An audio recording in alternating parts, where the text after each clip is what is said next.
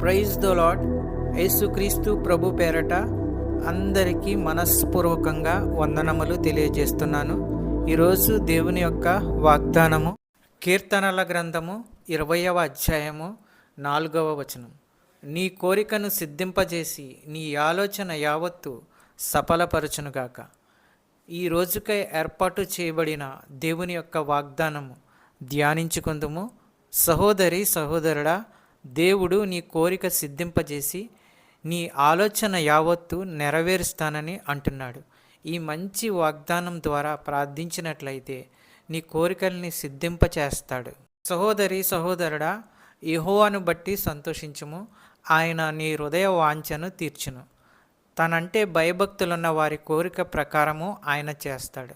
సహాయం కోసం వారు పెట్టే మొర విని వారిని రక్షిస్తాడు. యెహోవాలో ఆనందించేవారు తమ హృదయ కోరికలు సఫలం కావటం చూస్తారు, ఎందుకంటే అవి దేవుని సంకల్పానికి అనుగుణంగానే ఉంటాయి. తమకు ఏది ఉండాలని ఆయన కోరతాడో వారు అదే కోరతారు. రోమీయులకు రాసిన పత్రిక 8వ అధ్యాయము 27వ వచనం.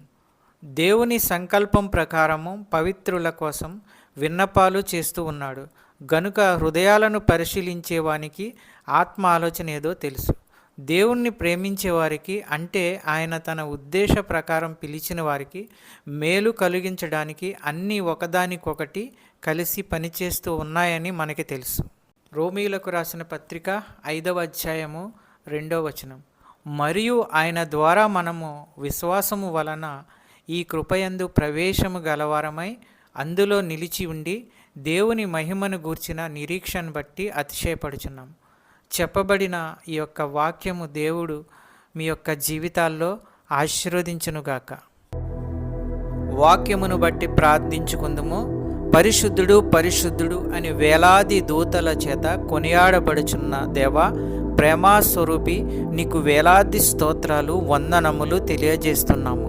మా కోరికను సిద్ధింపచేసి మా ఆలోచన యావత్తు నెరవేరుస్తానని చెప్పిన దేవా, నీకు స్తోత్రములు. మీ యొక్క వాగ్దానాల ద్వారా మాతో ప్రతిరోజు మాట్లాడుచున్న అమూల్యమైన మాటలను బట్టి, ఆదరణ మాటలను బట్టి వందనములు తెలియజేస్తున్నాము. ఎందరైతే బిడ్డలు ఏ సమస్యల్లో ఉన్నారో, ఇరుకుల్లో ఉన్నారో, ఇబ్బందుల్లో ఉన్నారో, మీరే వారి సమస్యల నుండి విడుదల దయచేయండి.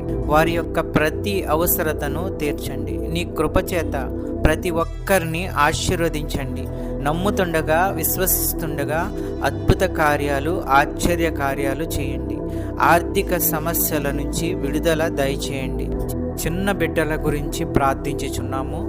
వారు స్కూల్కి వెళ్తున్నప్పుడు, వస్తున్నప్పుడు తండ్రి మీ దయాహస్తములతో వారిని కాపాడండి.